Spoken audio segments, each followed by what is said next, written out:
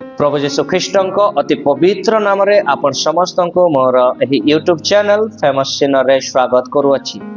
प्रिय दर्शक बंधु, आज आम समस्ते लोकलिखित सुसमाचार 18 पर्व 18 पदर 27 पदर शेष जाए शिक्षा लाभ करुथिबा। संक्षेप रे माने बुझिबा पई चेष्टा करिबा। तहिरे एपरि लिखा जाए 18 पदरे, जणे अध्यक्ष ताहांकु पचारिले, हे सद्गुरु, अनंत जीवनर अधिकारी हेबा निमंते मु कोन करिबि। आओ प्रभु जीशु ख्रीष्टଙ୍କ पाखକୁ जणे अध्यक्ष आसुछंती। आ से गोटे प्रश्न नहीं आसुछंती। प्रश्नटी हला, अनंत जीवन किपरि पाइबे से। स्वर्ग को जीवा पाई कोन करिवार आवश्यक रही अछि से विषय पचारिबा पाई सही प्रश्न नहीं, अनंत जीवनर अधिकारी हेबा पाई कौन करिवार आवश्यक से प्रश्न नहीं प्रभु जीशु ख्रीष्टଙ୍କ पाखକୁ से आसिले। 19 पदरे प्रभु जीशु ख्रीष्ट कहिले तांको, मते सत बोली काहेकि कहूअछ, जनଙ୍କ बिना अर्थात ईश्वरଙ୍କ बिना अन्य केही सत नुहे। एठी कहिबार अर्थ सही एकमात्र सृष्टिकर्ता ही सत्य सत, सही जीवित परमेश्वर ही एकमात्र सत्य ईश्वर एवं सत। प्रभु जीशु मध्य से ईश्वर एवं सत्य। किंतु एठी कहिबार अर्थ से जेतेबेले जगत रे थिले, मनुष्य शरीर रे थिले, से संपूर्ण भावे 100% ईश्वर थिबा स्थले 100% मनुष्य मध्य थिले। तेणु से एही कथा कहिले जे जनଙ୍କ बिना अर्थात ईश्वरଙ୍କ बिना अन्य केही सत नुहे। सही ईश्वरଙ୍କ बिना अन्य केही सत नुहे। सही सत्य ईश्वर, सही सृष्टिकर्ता, सही सदा प्रभु परमेश्वर को बिना केही सत नुहे। तापर 20 पदरे से कहउछंती, आज्ञा गुडिक त तुमे जानो। कहिबार अर्थ से अध्यक्ष जनक निश्चित भावे जिहुदी थिबारु प्रभु जीशु ख्रीष्ट ताहांको आज्ञा गुडिक विषय कहउछंती। आज्ञा गुडिक त तुमे जानो, व्यभिचार कर नाही, नरहत्या कर नाही, चोरी कर नाही, मिथ्या साक्ष्य दियो नाही, अपना पिता माता को समादर कर। प्रभु जीशु ख्रीष्ट आज्ञा गुडिक कहिले। तेबे सही अध्यक्ष उत्तर देउछंती 21 पदरे से कहिले, एही समस्त मु यौवन कालरु पालन करि आसी अछि। प्रभु जीशु ख्रीष्ट आज्ञा गुडिक कहू कहू से कोन कहू अछि, मु यौवन कालरु युवावस्थारु जेतेबेले मु युवक थिली सही समय एही आज्ञा गुडिक पालन करि आसु अछि।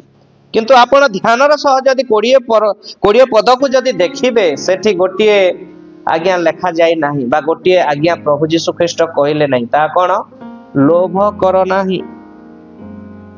यस, ताहा कहि नांती ताकू।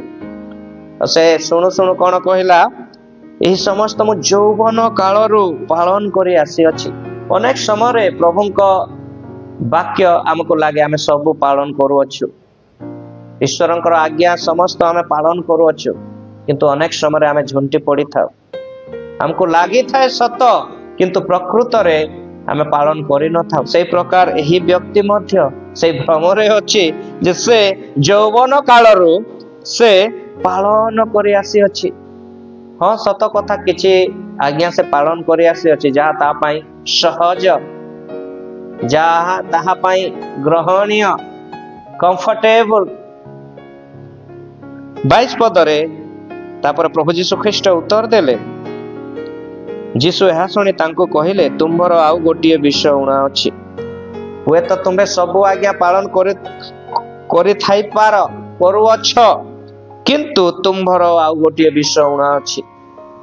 कोन ताहा देखंतु, तुम्बे आपनार सर्वस्व बिक्री करी दरिद्र माननकु वितरण कर, आ तुम्बे स्वर्ग रे धन पाइब, पुणी आसे मोहर अनुगमन कर।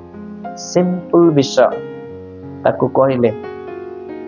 अति सहज मार्गटे कहिले जे तुम्बे आपनार सर्वस्व, मात्र गोटिए विषय तुमको करिवार अछि। ओनली वन थिंग तुमरा उणा अछि।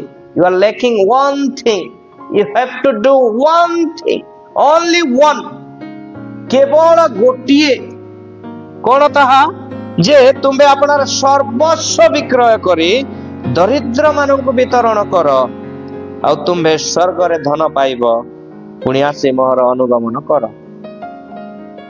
एही कथा कहिबारो 23 पदरे से अध्यक्ष रिएक्शन देखिबा, में प्रतिक्रिया देखिबा, किंतु से एही समस्त कथा सुनी अत्यंत दुखित हेले कारण से अतिशय धनी थिले।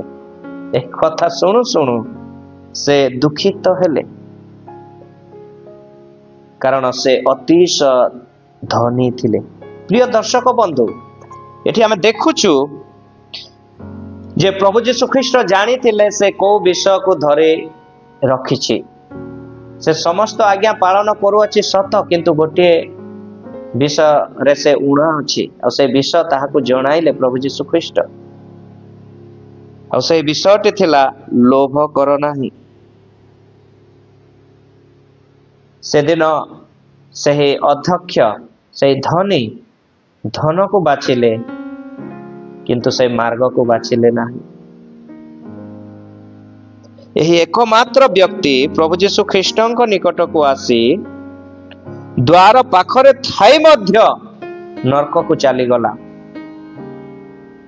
सबु ठारो बाइबल रा दुर्भाग्य मनुष्य हेउची एही अध्यक्ष, एही धनी अध्यक्ष यीशुଙ୍କ पाखको आशा सहित आसी निराशा रे फेरिथिला।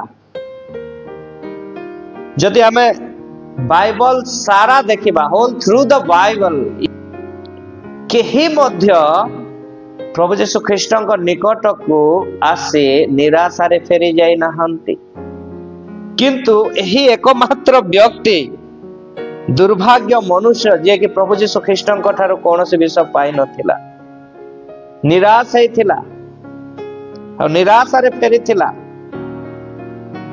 और द्वार पाखरे ठिया हेकि मध्य नरक को चली गला।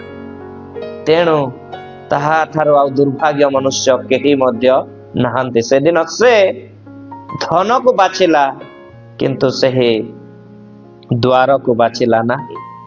प्रिय दर्शक बंधु, आज आपणଙ୍କ ପାଇଁ सतर्कर बाणी, जागृत हेबार कथा जे आज आमे को विषय को बाछिछु आम माने भाग्यवान जे आमे सही मार्ग को बाछि अछु, सही द्वार को बाछि अछु, सही पथरे अछु जो पथरे आमे रहिबा कथा, जो पथ पाई प्रभु यीशु ख्रीष्ट ईश्वर आम मान को आह्वान करि अछंती।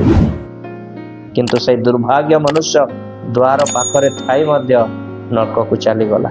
एकमात्र कारण धन लोभ, लोभ। आपण माने जानी थिबे जिहुदी शिक्षक माने कौन शिक्षा दउथिले जे प्रत्येक धनी व्यक्ति स्वर्ग को जिबे एवं प्रत्येक गरीब व्यक्ति नरक को जिबे।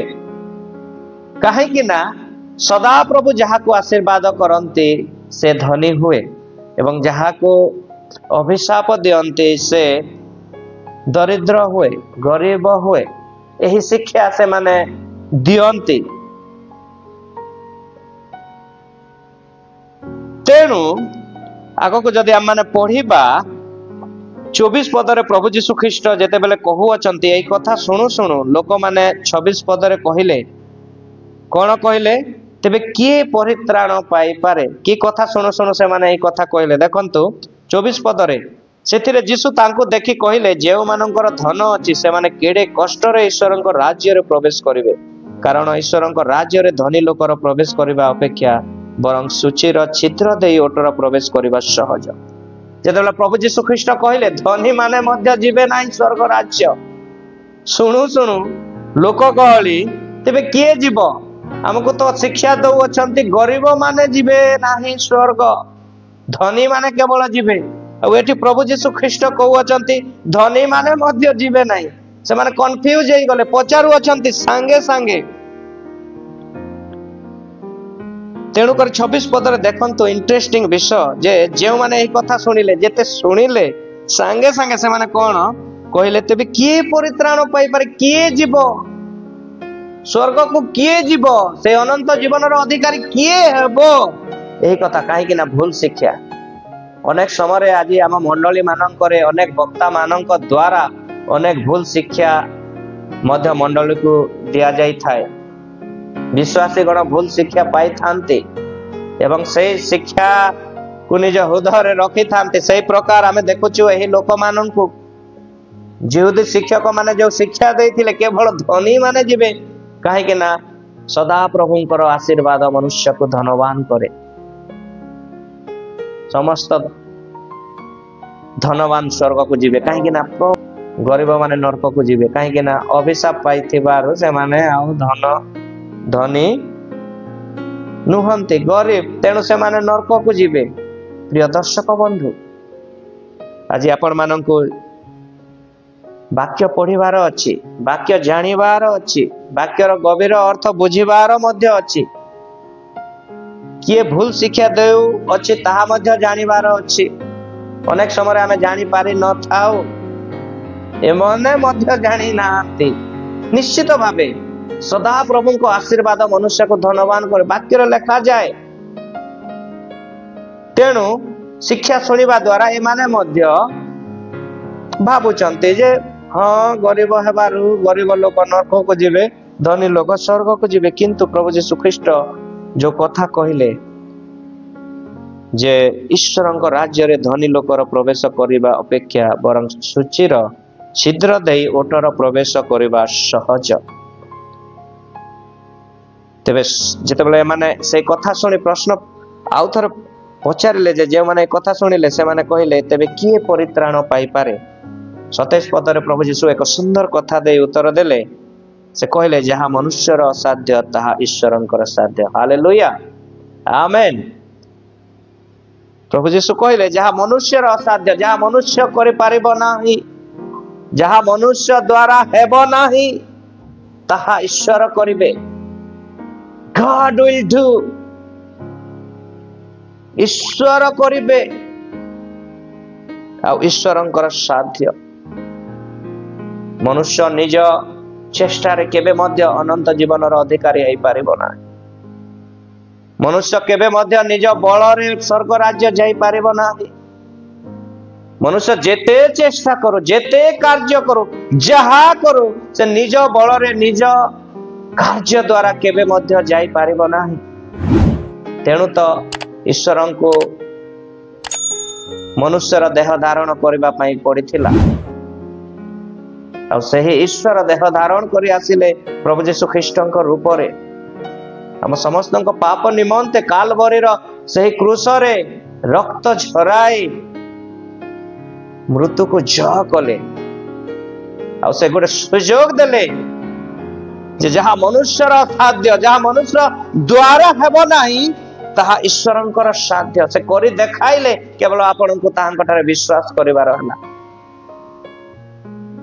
ताहांक ठारे विश्वास करंतु एवं सही अनंत जीवनर अधिकारी हुअंतु से दिन सही दुर्भाग्य मनुष्य द्वार निकट रे थाई मध्य नरक को चली गला आज आपन ठारे सुयोग अछि आपन पाप पाई मो पाप पाई ए जगतर पाप पाई प्रभु यीशु ख्रीष्ट क्रूस रे हत हेले 3 दिन से कबरस्थ रे थिले आ तृतीय दिन रे से मृत्यु को जय कले से जेपरि मृत्यु को जय कले आमे मध्य तांको ठारे विश्वास करबा द्वारा मृत्यु को जय करबा आ से स्वर्ग राज्यर अधिकारी हेबा आ प्रार्थना करे एवं मोर आशा जे आपण माने मध्य प्रभु ठारे विश्वास करंतु एवं से दुर्भाग्य मनुष्य परि न होई प्रभु ठारे विश्वास करे आपण माने मध्य स्वर्ग राज्यर अधिकार हुअंतु प्रभु एही वाक्य रे आपण समस्त को आशीर्वाद करंतु आमेन।